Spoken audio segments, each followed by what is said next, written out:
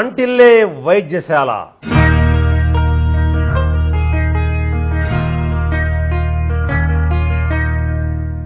బిడ్డలారా, ఈరోజు మనం ఈ శీర్షికలో చెప్పుకోబోయే అంశం పురుషమిత్ర. పురుషుడు పూర్ణ పురుషుడుగా, యవ్వనవంతుడుగా, ఆరోగ్యవంతుడిగా ఉన్నప్పుడే ఆ కుటుంబము కూడా ఆరోగ్యవంతముగా 10 కాలాల పాటు పచ్చగా మనగలుగుతుంది. కానీ ఇవాళ ఆడపిల్లలకు తమ భర్తకు ఎట్లాంటి ఆహారము పెట్టాలో తెలియకపోవడం వల్ల వివాహం అయిన తరువాత పురుషుని యొక్క శక్తి తగ్గకుండా ఎప్పటికప్పుడు బాగా మినుములతో చేసినటువంటి లడ్లు కానీ, కొబ్బరి బెల్లముతో చేసిన లడ్లు కానీ, ఇలా నువ్వుల లడ్లు కానీ, ఇట్లా అశ్వగంధ లాంటి పాకాలు కానీ, ఇట్లాంటివి మంచివి పెట్టి తన భర్త యొక్క శక్తి తగ్గకుండా చూడవలసిన బాధ్యత స్త్రీలపై ఉన్న స్త్రీలకు ఈ విషయాలు తెలియకపోవటం వల్ల తెల్లగా ఉండేటువంటి బియ్యము ఇంత పొడుగు పొట్ట వస్తుంది తప్పితే అతనిలో ఎలాంటి శక్తి రాదు. ఇలాంటి చచ్చు బియ్యముతో ఉండేటువంటి ఆహారము బాగా ఫ్రై చేసి మార్చినటువంటి కూరలు పెడితే ఆ పురుషుడు కూడా వాడు మాడిపోతాడు. వాడి పొట్ట నిండా కొవ్వు మాత్రం పెరిగిపోయి ఇంతలావన పొట్ట పెరుగుతుంది. వాడు ఎందుకు పనికి రాకుండా పోతాడు. క్రమక్రమంగా సంసారములో కూడా పాల్గొనడానికి సమర్థత చాలనటువంటి అసమర్థుడుగా తయారవుతాడు. శీఘ్రస్ఖలన సమస్య వస్తుంది. దీనివల్ల సంసారములో భార్యాభర్తల మధ్య అనవసరమైన అపోహలు, అపార్థాలు, అన్యోన్య సంబంధాలకు విఘాతం కలుగుతుంది. కాబట్టి మా ప్రియమైన బిడ్డలు, మా కుమార్తెలు, మా మేనకోడలు, వివాహమైనటువంటి వాళ్ళు ఇప్పుడు చెప్పబోయేటువంటి పురుష మిత్ర చాలా సులభమైంది. 5 నిమిషాలు మీరు చేయవచ్చు. అలా చేసి భర్తను ఎప్పుడూ ఆరోగ్యంగా కాపాడుకుందాం అనేటువంటి ఆలోచనలో ఉన్నప్పుడే భార్యాభర్త ఇద్దరు ఈ వివేకముతో, ఈ విజ్ఞానముతో సగం బాధ్యతను తీసుకున్నప్పుడే కుటుంబం అనేటువంటి రథం విజయ పథములో నడుస్తుందని మీకు అందరికీ తెలియజేస్తూ ఈ పురుష మిత్ర ఎలా తయారు చేసుకోవాలి నేర్చుకుందాం. చూస్తూ ఉండండి. ఉల్లిగడ్డ ముక్కలు 20 గ్రాములు. త్వరగా రాసుకోండి. ఉల్లిగడ్డ ముక్కలు 20 గ్రాములు. చూడండి జాగ్రత్తగా. అందులో వేయి. బాండిలో వేసిన తర్వాత నెయ్యి 20 గ్రాములు తీసుకోవాలి. నెయ్యి 20 గ్రాములు ఇందులో వేసి వేయించడం కోసం 20 గ్రాములు వేయాలి. పై మీద పెట్టు, మంట వెలిగించు. అద్భుతమైనటువంటి పురుష మిత్ర చాలా ఘుమఘుమలాడిపోయే చక్కటి సువాసనతో బ్రహ్మాండంగా సుగంధభరితమైనటువంటి ఆహారం తయారవుతుంది. చాలా బాగుంటుంది.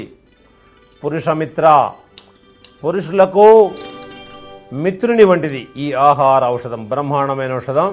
అంటే నెయ్యి ఉల్లిగడ్డ ముక్కలలోకి ప్రవేశించాలి.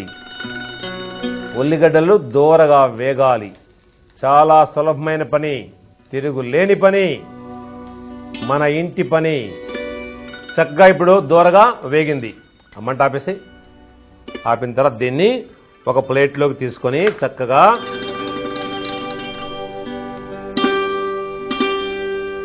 నెయ్యిలో వేయించిన తర్వాత ఇందులో ఇటు చూడండి, ఇందులో చక్కెర లేక పటిక బెల్లం 20 గ్రాములు. చక్కెర లేక పటిక బెల్లము అంతే, పక్కన పెట్టేసేది. ఎంత అద్భుతమైనది పురుష మిత్ర. బ్రహ్మాండమైనటువంటి చూడండి. ఇది తినటానికి ఎంత మధురంగా ఉంటుంది. దీని సంగతి ఏంటి, దీని కథ ఏంటి, ఇలా తింటే ఏమవుతుంది, ఇట్లా ఇలాగా. ఆడపిల్లలు కానీ మగవాళ్ళు కానీ ఒక్కసారి తింటే దీన్ని వదిలిపెట్టరు. ఇప్పుడు ఇది అయిపోయిన కార్యక్రమం అయిపోయిన వెంటనే మీరు ఇంట్లో తయారు చేయాలి. గుర్తుపెట్టుకోండి. ఇంకా దీని ఉపయోగాలు వివరంగా చెప్పుకుందాం. చూస్తూ ఉండండి. చూశారు కదా, ఇందులో ఏముంది, ఉల్లిగడ్డలు చూసాం కదా. మనం 20 గ్రాముల ముక్కలు తీసుకున్నాం. ముక్కల్ని 20 గ్రాముల నెయ్యిలో వేయించాం. చక్కగా దోరగా వేయించి అందులో పటిక బెల్లం ఒక 20 గ్రాములు వేసాం. ఎంత రుచిగా ఉంటుంది, ఎంత కమ్మగా ఉంటుంది. అద్భుతం, బ్రహ్మాండంగా ఉంటుంది. చక్కగా పొద్దున్నే లేవగానే పరగడుపున పెట్టండి. కావాలంటే సాయంత్రం ఇంకోసారి పెట్టండి.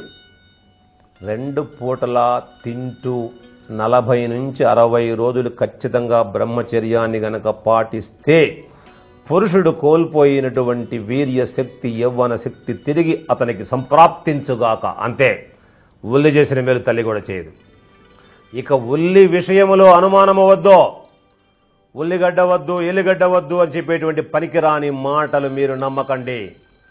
సంసారములో ఉన్నవాడు శక్తిని పొందాలంటే ఉల్లిగడ్డ ఖచ్చితంగా వాడవలసిందే.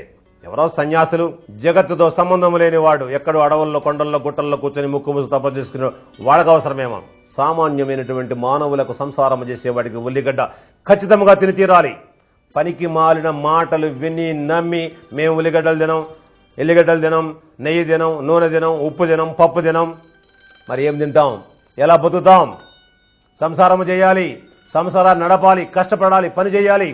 చేయాలి అంటే సప్త ధాతువులతో కూడినటువంటి సారవంతమైనటువంటి ఆహారము తిన్నవాడే సంసారము చేయగలుగుతాడు. అంతేకాని చచ్చు ఆహారమును తిన్నవాడు వాడు పుచ్చిపోతాడు, వాడు ఎందుకు పనికిరాని అసమర్థుడవుతాడు. అలా మా బిడ్డలు అసమర్థులు కాకూడదనేటువంటి జయముతో భర్తను సమర్థవంతుడిగా తయారు చేయటంలో మా ప్రియమైన కూతుళ్ళు, కుమార్తెలు, మా కోడళ్ళు ఈ బాధ్యతను తీసుకోవాలని మీకందరికి గుర్తు చేస్తూ ఈ మంచి విషయాలు మనం చెప్పిన మన తల్లి భారతికి మనం జై జైలు పలుకుదాం. చెప్పండి, జై ఆయుర్వేదం, జై జై ఆయుర్వేదం.